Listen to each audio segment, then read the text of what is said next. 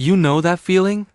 Someone says something and before you've even decided how to respond, your chest tightens, your jaw clenches, your face gets hot. You're already angry before you've chosen to be angry. And the strangest part? You're the last to know. Your body launches into a response while your mind is still catching up. You're not choosing to react. You're watching yourself react. We've all been there. You tell yourself you'll stay calm this time. You've prepared. And then your coworker makes that comment. Your mother asks that question. Your partner uses that tone. Esto predefinito. And suddenly you're saying things you'll spend the next 3 hours wishing you hadn't. We'll practice staying calm all week. Then someone cuts us off in traffic. And suddenly we're auditioning for a true crime documentary. But this isn't a character flaw, it's a pattern. And patterns can be interrupted. Chapter 1. The speed problem. When someone triggers you, your body reacts fast. Faster than you can think. Faster than you can reason. Faster than you can choose. By the time you're aware you're upset, you're already in it. Your heart is racing, your muscles are tense. Your face feels hot, and your thinking brain, it shows up late. Like a friend who texts almost there when they haven't left yet. This is why telling yourself to stay calm in the moment rarely works. By the time you're giving yourself the advice, the reaction has already started. Think of it like a smoke detector that can't tell the difference between your house burning down and slightly burnt toast. It just screams either way. So when someone sends a passive-aggressive email, your body responds as if you've been challenged to a fight. This isn't a flaw, it's just how we're wired. But knowing this gives you an advantage. Chapter 2. Recognizing your state. At any given moment, you're in one of 3 modes. The first is activated. Heart racing, muscles tense, ready to argue, defend, or leave. This is the state of reaction. The second is settled, breathing steady, body relaxed. You can think clearly, listen fully, and respond instead of react. This is the state of choice. The third is shut down, numb, foggy, exhausted. That feeling after a long conflict where you just check out. That's not calm. That's collapse. Most people think they only have 2 speeds, stressed or relaxed. But really you have 3, and most of us are stuck on shuffle. The goal isn't to always be settled. That's not realistic. The goal is to recognize which mode you're in right now. Because you can't change what you can't see. Right now as you're listening, which state are you in? Start noticing. That's the first move. Chapter 3. The 90-second window. When a strong emotion hits, the intense physical part of it lasts about 90 seconds. 90 seconds, that's it. Your heart pounds. Your chest tightens. Your hands shake. And then if you don't add fuel, the intensity fades. 90 seconds is shorter than most microwave meals. You can survive 90 seconds. Even if your face is doing things you can't control. So why does anger last for hours? Why do some people stay triggered for days? Because we refresh the page. Every time you replay the conversation in your head, you restart the clock. Every time you imagine what you should have said, you extend the feeling. Every time you tell someone else about it, you reactivate the whole thing.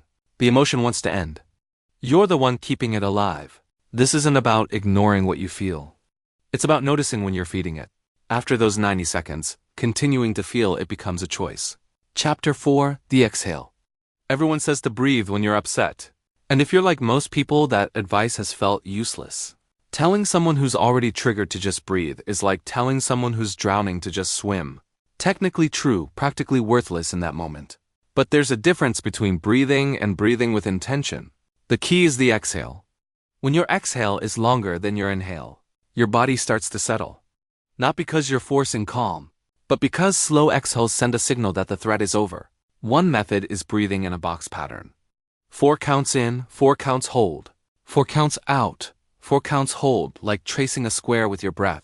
But the real value isn't in the method, it's in using it before you're fully activated. Most people wait until they're already flooded.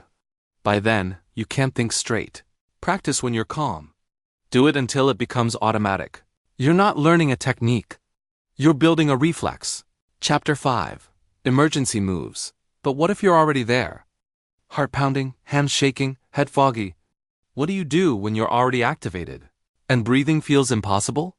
You go physical. Your body got you into this state. Your body can help get you out. One of the fastest resets is cold. Splash cold water on your face. Hold ice cubes in your hands. Press something cold against your wrists or the back of your neck. Cold interrupts the pattern. It pulls you out of your head and into your body. Your stress response was built for running from danger. Now it kicks in when someone leaves you on read. We weren't designed for this. Another move is using your senses. Name 5 things you can see. 4 you can hear, 3 you can touch, 2 you can smell, 1 you can taste. This isn't distraction. It's redirection. You're pulling yourself out of the imagined threat and anchoring back to what's actually happening right now. These are emergency moves, not prevention, intervention. Want to level up your people skills? Join our community on YouTube or on my Patreon for exclusive scripts, early access, and connection with people who get the social struggle. Links below. Let's master human interaction together. Chapter 6. The story you're running. You're not triggered by what people say. You're triggered by what you believe their words mean about you. Someone criticizes your work. The words are just sounds. But if those sounds mean you're not good enough, if they mean rejection is coming, if they confirm something you feared for years, now you're triggered. The event and your interpretation of the event are not the same thing. But we treat them like they are. We've all won an argument in the shower, 3 hours after it ended. The perfect response, the devastating comeback, and we replay it like it matters. But what if there's another story? What if the person who snapped at you is exhausted from something you know nothing about?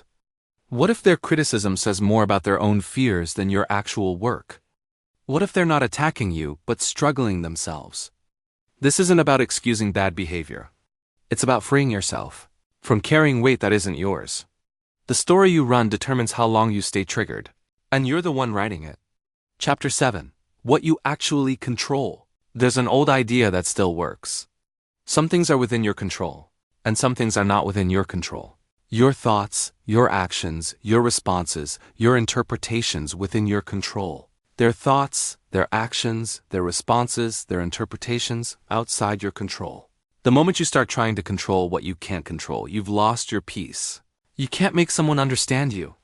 You can't force someone to be fair. You can't control whether they apologize, see your point, or change their behavior. You can only control what you do next. The most unrealistic thing about action movies isn't the explosions. It's when someone insults the hero and they just walk away. No internal monologue, no replaying it later. Just walking like a psychopath. But there's wisdom there because the hero figured out something we forget. You can be right or you can be free. Rarely both. Sometimes the most powerful thing you can do is release your grip on something that was never in your hands. That's not giving up. That's growing up. Chapter 8. When they're doing it on purpose. Sometimes it's not accidental. Sometimes they're doing it on purpose. There are people who learn exactly which words land hardest, who know which buttons to push because they've been watching you for years. But here's something worth understanding. They're not pushing your buttons. They're pushing buttons that were installed long before they showed up. Every trigger you have is a wound that hasn't fully healed. They didn't create it, they just found it. This isn't about blaming yourself. It's about reclaiming power. Because once you see the pattern, it loses its grip.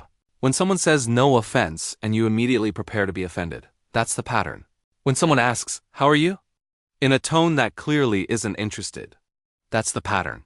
When you can predict exactly what they're going to say next because they've said it 100 times before, that's the pattern. Seeing it is protection. When you can name what's happening, you create distance from it.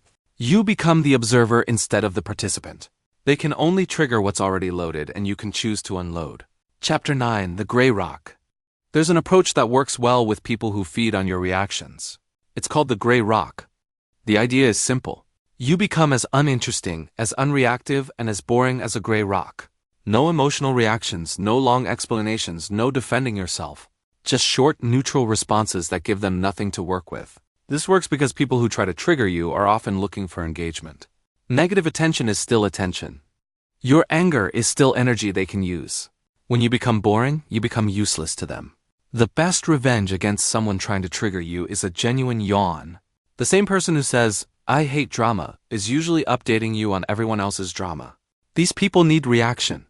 Without it, they move on. This doesn't mean you become cold with everyone. With safe people, you're still fully yourself. Gray rock is a tool for specific situations with specific people. A strategy, not a personality. Sometimes the most powerful statement is no statement at all. Chapter 10. Naming what you feel. There's a moment in every trigger when the emotion is overwhelming but undefined.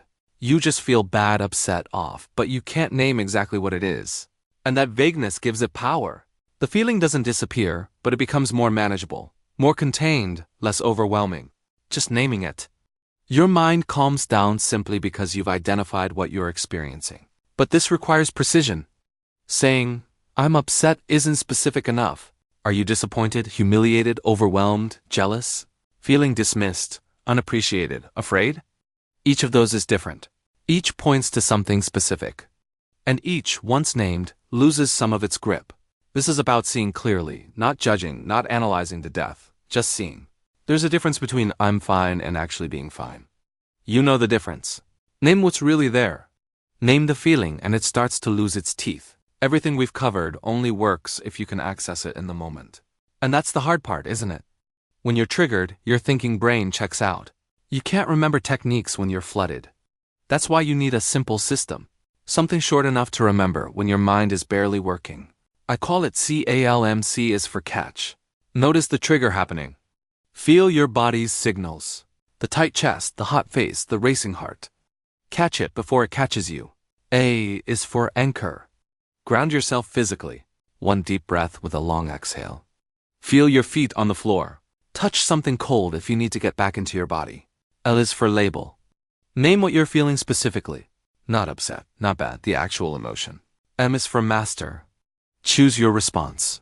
What do you actually control here? What would the settled version of you do next? Respond instead of react. When you finally decide to take the high road, but you make sure everyone knows you're taking the high road, that's not mastery. That's performance. Real mastery is quiet. Calm isn't the absence of triggers. It's the presence of choice. And that choice, it's always yours. Learn something new? Hit that like button. Share it with others, tap subscribe, and stick around for more. Got thoughts? I'd love to hear them in the comments.